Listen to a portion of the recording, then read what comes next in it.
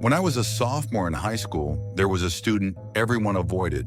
It wasn't because he was loud or aggressive. In fact, he barely spoke at all. What unsettled people was how he carried himself, like he was always watching something nobody else could see. I'll call him Evan. That wasn't his real name, but after everything that happened, I'd rather keep his identity buried in the past. This all took place in a quiet town outside Asheville, North Carolina. It was one of those places where rumors spread faster than facts, and Evan was at the center of more stories than anyone else. He always wore the same oversized charcoal sweatshirt, regardless of the weather, with the hood pulled low and dark sunglasses covering his eyes. Evan rarely spoke unless someone spoke directly to him, and even then, his answers were short and almost rehearsed. But what people remembered most was what he claimed to be. Evan genuinely believed, or wanted everyone else to believe, that he wasn't entirely human. He'd quietly tell people he had crossed over, or insist there were things following him that nobody else could see. Despite keeping to himself, Evan had an odd habit. Every so often, he'd choose someone. He'd walk up to them between classes, look them directly in the face, and calmly say, "You're under my protection now." Then he'd walk away like nothing had happened. People started jokingly calling it being marked. I happened to be one of them. Looking back, I think he simply had a crush on me. But my friends Emma, Natalie, and Tyler found the whole thing hilarious. Every lunch period, they'd tease me about having a guardian spirit. I laughed along with them. But secretly, there was always something about Evan that made the hairs on my arms stand up. Every time I caught him looking in my direction, it felt like he'd been staring long before I've noticed. One afternoon, the four of us were sitting behind the baseball field after school, leaning against the dugout and talking about school drama. Eventually, the conversation drifted toward Evan. Emma started joking about how he always seemed to appear wherever I was, and Natalie laughed, saying maybe he had some supernatural GPS. Tyler rolled his eyes, saying we were giving the guy too much credit. Without realizing it, we'd said his name 3 separate times in less than a minute. Tyler was halfway through another joke when he suddenly stopped talking. His face drained of color. I followed his gaze upward. Standing on top of the dugout roof was Evan. None of us had heard footsteps. No one had seen him approach. 1 second, the roof had been empty, and the next, he was just there. He wasn't holding anything, and he wasn't smiling. He simply stood with his hood pulled low, staring silently down at us, just watching. I forced an awkward smile and gave him a small wave. After several long seconds, he slowly nodded once, and then he stepped backward. We rushed around the dugout expecting to see where he'd gone, but the area behind it was completely empty. There was nowhere he could have disappeared that quickly. Tyler insisted he must have jumped down the opposite side and taken off running, which sounded reasonable enough. Even so, something about it didn't sit right with me. A few weeks later, Emma invited me over to her house. We spent the afternoon working on homework upstairs before eventually talking about school instead. Somehow, the conversation circled back to Evan. Emma joked that maybe he secretly listened through the classroom vents. I told her to stop because she was creeping me out, but she laughed and said his name again. I answered without thinking, and a few minutes later, Emma casually said it one last time. Maybe 8 or 9 minutes passed. Then we heard the front door open downstairs. We heard voices in the hallway, and then her mother called upstairs. "Emma, someone's here asking for you." When we reached the bottom of the stairs, there he was, Evan, standing calmly inside the entryway. His hoodie was dripping with rain, even though the forecast had been clear all afternoon. Emma's mom looked more confused than alarmed, asking if he needed something. Without changing his expression, he answered quietly, "I thought someone wanted me here." The room instantly felt colder. Emma grabbed my arm so tightly it hurt. Her mother awkwardly thanked him for stopping by before explaining we were busy. Evan simply nodded, turned around, opened the front door, and left without another word. The second the door closed, Emma whispered exactly what I had been thinking. We said his name. By the following Monday, we told Tyler and Natalie everything. Neither of them laughed this time. We made an unofficial agreement that morning none of us would casually mention Evan anymore, especially not more than once during the same conversation. Life returned to normal for a while, until a Friday evening at Tyler's house. His parents were away for the night, so a handful of us gathered in his backyard around the fire pit. A few newer friends had joined us, including a guy named Dylan. Dylan noticed that every time someone started talking about odd kids from school, the rest of us immediately changed the subject. He caught on faster than we expected, asking what we were avoiding. Eventually, Tyler gave in and told him everything. The baseball field, Emma's house, and the strange timing. Dylan laughed so hard he nearly dropped his drink, mocking us for believing it. "So if I say his name 3 times?" Dylan smirked. "Don't," Emma interrupted immediately. "I'm serious." Dylan grinned, leaned back in his chair, and deliberately repeated Evan's name 3 times in one sentence. When nothing happened, he threw his hands in the air. "See, I told you." 5 minutes passed. Then 10. Nothing. Eventually, everyone relaxed, and Tyler rolled his eyes, admitting we really did let ourselves get freaked out. Just then, the music stopped. The Bluetooth speaker still showed power, but the song had cut off mid-note. Nobody had touched it. Before Tyler could even finish asking what happened, Natalie slowly looked toward the wooden privacy fence that surrounded the backyard. "Guys," her voice was barely a whisper. Someone was standing on the opposite side of the fence, not inside the yard, but just visible through the narrow gap between 2 fence panels. A motionless silhouette watching us. The figure remained perfectly still, and then, without a sound, it stepped sideways until it disappeared from view. Dylan immediately stood up and walked toward the side gate to see who it was. But when he pulled it open, the sidewalk outside was completely empty. The nearest streetlight illuminated the entire block, and there wasn't a single person in sight. Dylan came back looking far less confident than before. After that night, nobody in our group brought up Evan again. The final incident happened near the end of summer. My parents had gone out to celebrate their anniversary, leaving me home alone for the evening. I invited a guy I'd recently started seeing over to watch movies named Mason. He was the kind of person who thought every ghost story was automatically fake. About halfway through the movie, we started talking about strange kids we'd gone to school with. Before I could stop him, Mason asked, "So whatever happened to that guy? Evan?" I immediately tensed, asking to talk about something else. He laughed, teasing me for being nervous. And before I could say anything, he loudly repeated Evan's name. Once, twice, 3 times.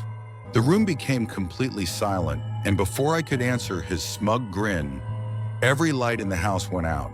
The television screen went black. Outside, thunder cracked so loudly it rattled the windows, and rain slammed against the roof only seconds later. It hadn't even been cloudy when he'd arrived.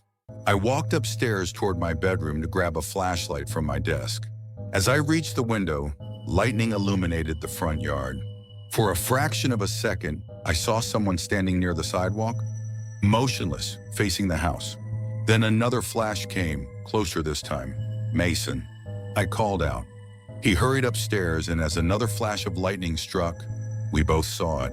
A hooded figure, standing perfectly still, looking directly at the second-floor window. The next clap of thunder shook the entire house, and when we looked back, the yard was empty. That's when we heard 3 slow knocks coming from the front door. Knock, knock, knock. The silence that followed was unbearable. Then came 3 more knocks, exactly the same. Slow, deliberate, impatient. Mason grabbed the flashlight from my desk and switched it on, and we carefully made our way downstairs. When we reached the front hallway, we stood frozen. Whoever had knocked wasn't trying to force their way inside. They were simply waiting. "I'm going to look through the peephole," Mason whispered. He leaned toward the door, and after only a second, he jerked backward. There's nobody there. The porch is empty. Eventually, Mason unlocked the deadbolt just enough to crack the door open a few inches.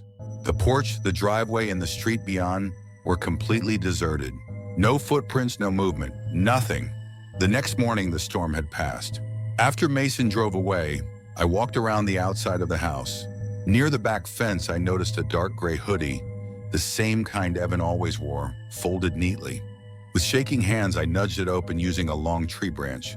Wrapped inside were several small objects: an old friendship bracelet I'd lost months earlier, a silver keychain from my backpack, and a blue hair clip I thought had fallen out of my gym bag. None of them were valuable, but every one of them had disappeared at different times over the previous school year. I called my parents and we contacted the local police. An officer came by, photographed the hoodie, and collected the belongings. Monday morning, Evan wasn't at school. Tuesday came and still nothing. By the end of the week, rumors were spreading that his family had moved overnight or that he'd been admitted to a treatment facility. Teachers refused to discuss it, and the principal only said Evan would not be returning. That was the last official mention of him. Looking back as an adult, I think the most realistic answer is that Evan was a deeply troubled young man who became fixated on me. He learned our schedules. He knew where we spent our time, and he listened when we weren't paying attention. The coincidences only felt supernatural because we never noticed how closely we were being watched. Honestly, that explanation frightens me more than anything paranormal ever could, because it means there was never any magic involved. Just someone hiding in plain sight, someone who knew far more about our lives than we ever knew about his.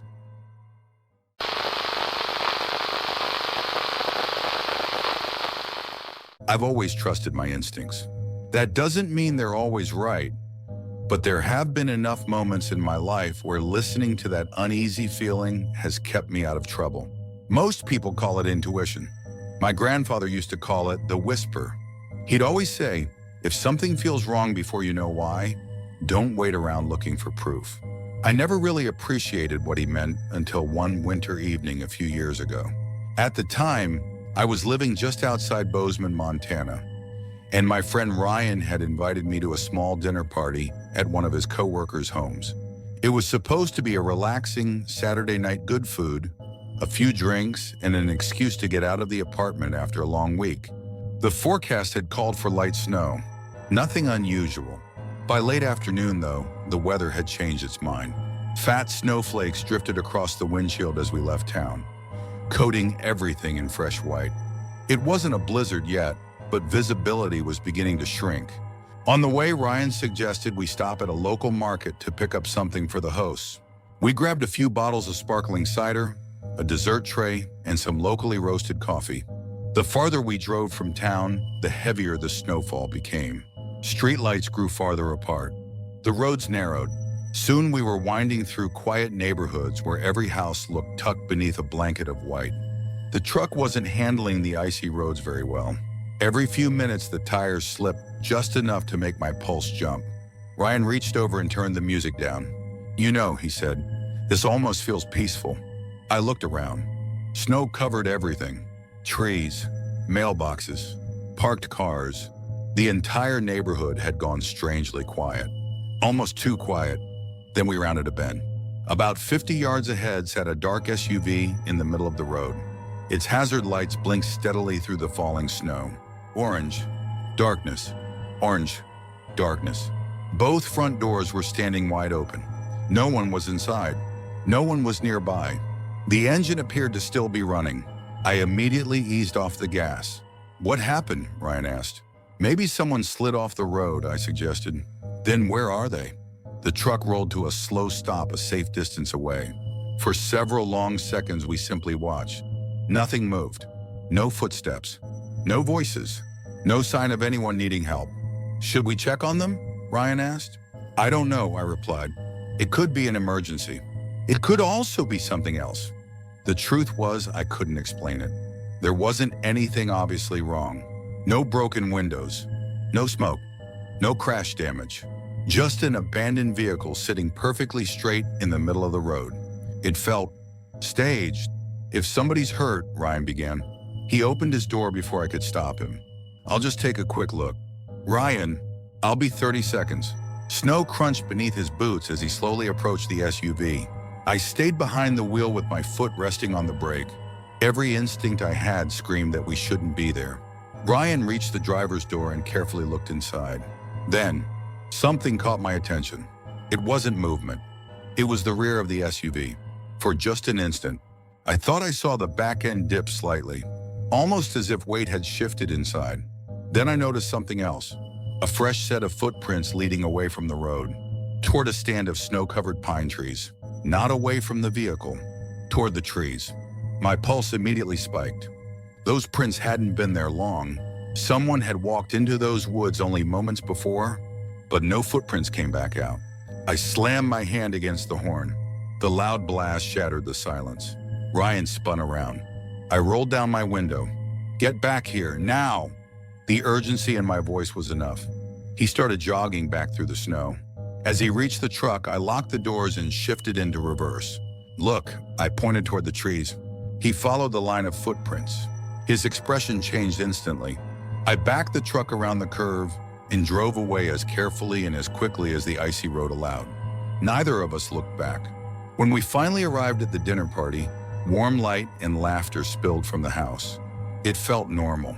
But Ryan quickly breaks the silence after everyone finishes exchanging winter driving stories. "You should tell them." I described the empty SUV, the open doors, and the footprints. The room grew noticeably quieter. Some guests shrugged it off as nothing. Then the homeowner's older brother spoke. He calmly set down his coffee mug. "I worked search and rescue for almost 12 years. There are situations where helping immediately is the right thing to do. And there are situations where the safest thing you can do is call for help from a distance. Did anything about that vehicle seem intentional?" I nodded. He didn't smile. "You probably trusted the right instinct." A few hours later, the homeowner switched on the television. A local news station anchor interrupted the forecast with breaking news. A photograph of a dark SUV appeared on the screen.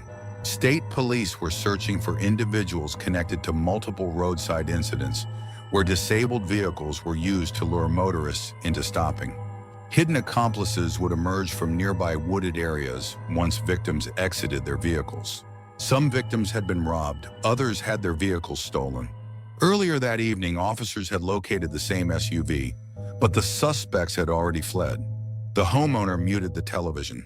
Driving home later that night felt completely different. Every parked car, every shadow, every stretch of dark roadside suddenly seemed capable of hiding someone. People often imagine dangerous situations as dramatic moments where everything is obviously wrong. In reality, sometimes the only warning you get is a feeling you can't explain. I've learned there's a difference between being kind and walking straight into someone else's trap.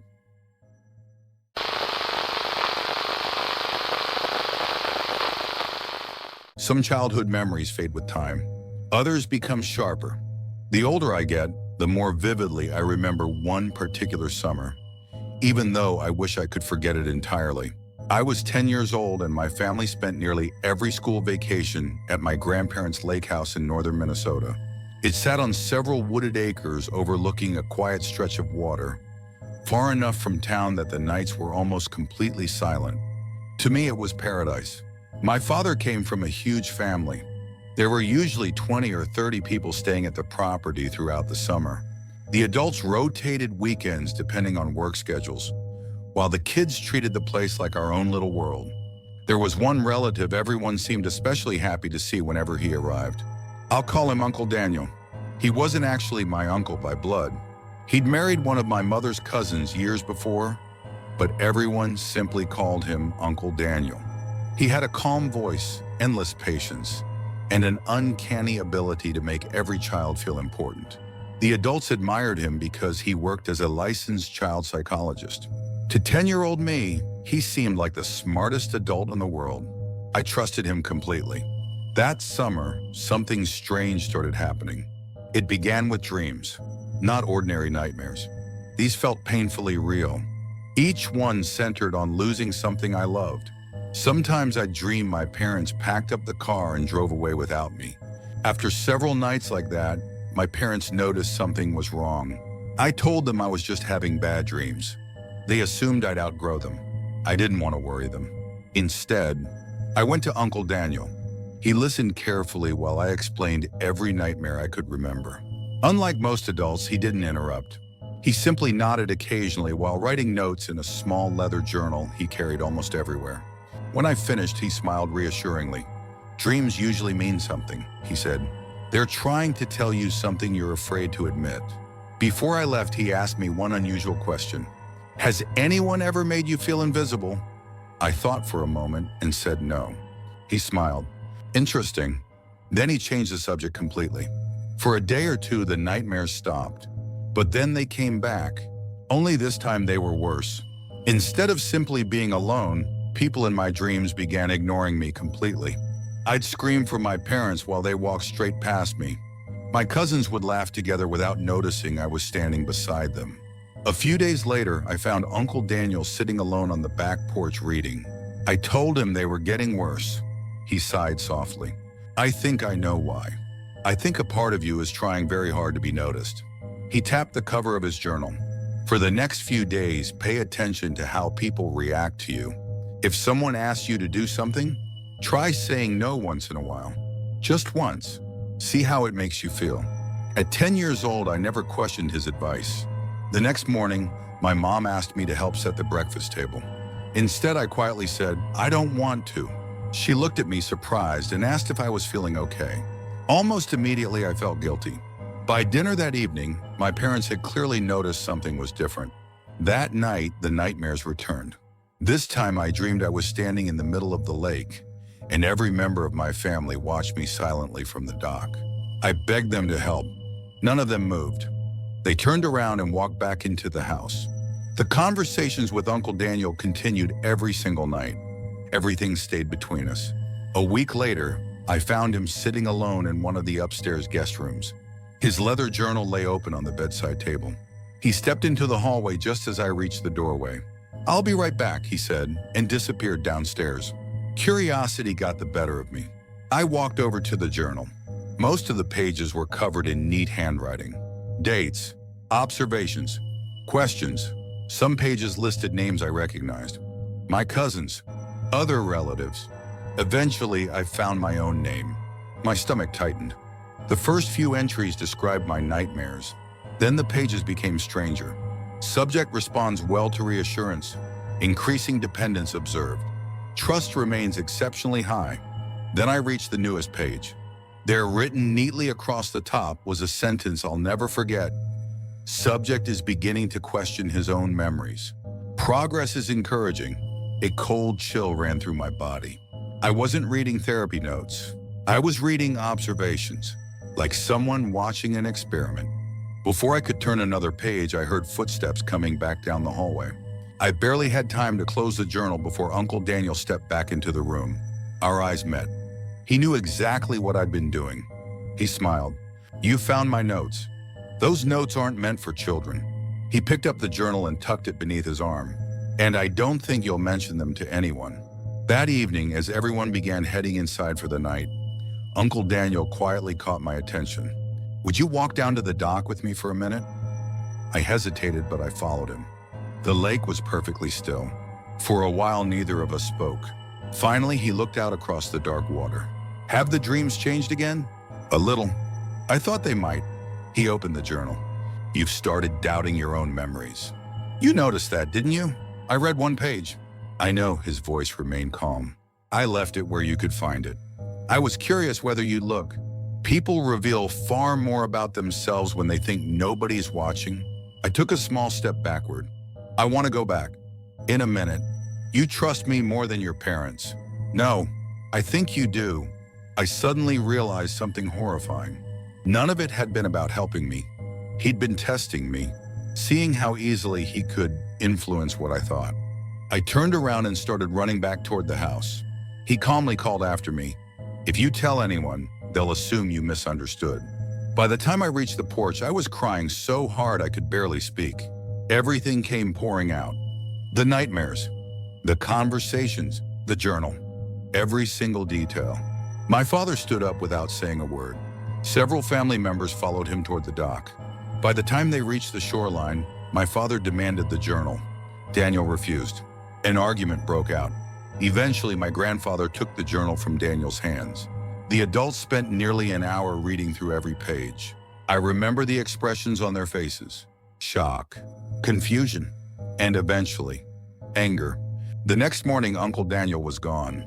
His car, his luggage, everything. Years later, my father finally told me what had happened. The journal contained detailed observations about dozens of children over several years. How easily they trusted adults. How quickly they questioned their own memories when given repeated suggestions. None of the notes described treatment. They described behavior. like someone documenting experiments. The family reported everything to the authorities. Investigators later searched Daniel's office and discovered boxes of journals nearly identical to the one from the lake house. His professional license was permanently revoked. After that, he disappeared from our lives. People often ask what frightened me most about that summer. It wasn't the nightmares.